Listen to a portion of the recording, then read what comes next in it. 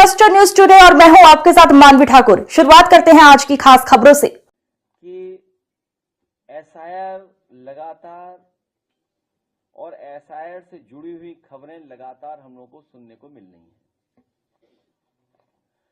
SIR का जो मूल मकसद था और जो हम लोगों ने पहले दिन जब अनाउंस हुआ है एसआईआर, जो प्रेस कॉन्फ्रेंस की गई, वो यही कहा गया था कि एसआईआर के बाद वोटर लिस्ट में कोई भी कमी नहीं छूटेगी। 4 नवंबर 2025 को एसआईआर की घोषणा के समय मतदाता सूची को शुद्ध समावेशी बनाने की बात कही गई थी और इधर हम लोगों को देखने को मिला कि जो टर्म्स यूज कर रहा था इलेक्शन कमीशन के मैपिंग या टेक्नोलॉजी का सहारा लेकर के वो वोटर लिस्ट को एकदम ठीक बनाएंगे और कोई भी वोटर छूटेगा नहीं। लेकिन देखने को मिल रहा है, मैं एक ओवरऑल केवल एक कॉन्स्टिट्यूंसी का बताना चाहता हूं, ओवरऑल एक कॉन्स्टिट्यूंसी का केवल। अभी अगर एक कॉन्स्टिट्यूंसी में ये चीजें देखने को मिल रही हैं तो सोचिए पूरे प्रदेश में, और जिस तरह की तैयारी है इनकी अधिकारियों के माध्यम से, क्योंकि सरकार अधिकारियों से मिलकर के और क्योंकि इलेक्शन कमीशन भी निष्पक्ष नहीं है, जो कॉन्स्टिट्यूशनल बॉडी है उसकी जिम्मेदारी बनती है कि इस समय पर जहां भेदभाव हो रहा हो, जहां कई बार ऐसी घटनाएं मिल रही जहां पर सरकार अपनी मनमर्जी से काम करा लेती है। और फिर जब बाई इलेक्शन में हम लोगों ने देखा था कि पूरा का पूरा बाई इलेक्शन में वोट लूटा गया था और अधिकारियों को लगा करके पूरा का पूरा बूथ लूटा गया। सीसीटीवी के फुटेजेस हैं, लेकिन इलेक्शन कमीशन ने उसके बाद यह फैसला लिया कि कोई भी सीसीटीवी फुटेज किसी भी पॉलिटिकल पार्टी को नहीं दी जाएगी। वो इसीलिए क्योंकि बाई इलेक्शन में पुलिस ने अपने कपड़े बदल करके बूथों पर जाकर के वोट डाला था, जो बाई इलेक्शन उत्तर प्रदेश में हुआ था। अब वोटर लिस्ट ठीक करने का एसआईआर चल रहा है, जो रिवीजन चल रहा है, इस रिवीजन के माध्यम से भी बहुत सारे घोटाले, साजिश, षड्यंत्र और विपक्ष को कमजोर करने के लिए बहुत सी तैयारी सरकार कर रही है।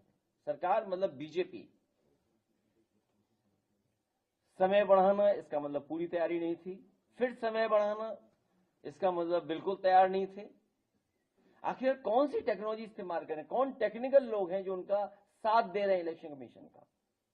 कम से कम पहली मांग हमारी होगी कि समाजवादी पार्टी को जो जानकारी इलेक्शन कमीशन से समय समय पर मिली थी कि हम बीएलए को ट्रेन करेंगे, बीएलए की जो ट्रेनिंग कराई थी वो हम और आप सब लोग जानते हैं, बीएलओ की जान चली गई। न जाने कितने बीएलओ की जान गई और जान जाने में मदद किसी ने नहीं की।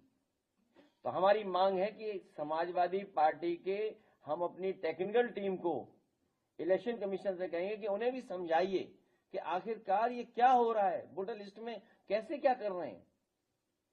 क्योंकि जब हम देखते हैं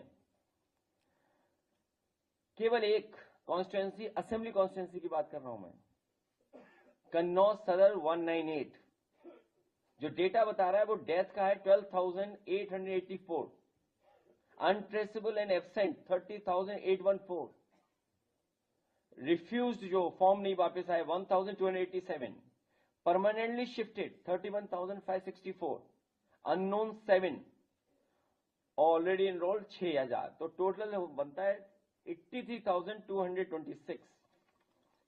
लेकिन इसके साथ सवाल यह है कि डुप्लीकेट इतने हमें मिले दिखाई दे रहे हैं, डुप्लीकेट वोट।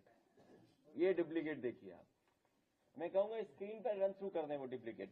ये देखिए डुप्लीकेट, मतलब इतना इलेक्शन कमीशन क्या कर रहा है। एक ही नाम से दो वोट, ये आप रन थ्रू कर दो। ये देखिए, ये है लिस्ट और बाकायदा लिस्ट है नाम के साथ। और तब हम लोगों ने, जब हम अपने एफर्ट से मैनुअली हमें कोई टेक्निकल सपोर्ट नहीं मिल रहा है, हम कैसे ढूंढेंगे? हम कैसे ढूंढेंगे कि डबल है नाम? हम कितने पन्ने पलटेंगे? तो मेरी मांग है कि इलेक्शन कमीशन हम लोगों का सहयोग करे, वो टेक्निकल एक्सपर्ट्स पार्टी कार्यालय भेज दें, या कोई लैब हो या कोई ट्रेनिंग इंस्टीट्यूट हो, वहां हम अपने वर्कर्स को भेजेंगे बूथ स्तर के, जिससे कि वो भी ट्रेन हो करके आए और ये पता कर सकें कि कोई डबल वोट तो नहीं बना लिया बीजेपी ने, या फर्जी वोट तो नहीं बना लिया है, क्योंकि अब फर्जी वोट बनाने की तैयारी कर रहे हैं लोग।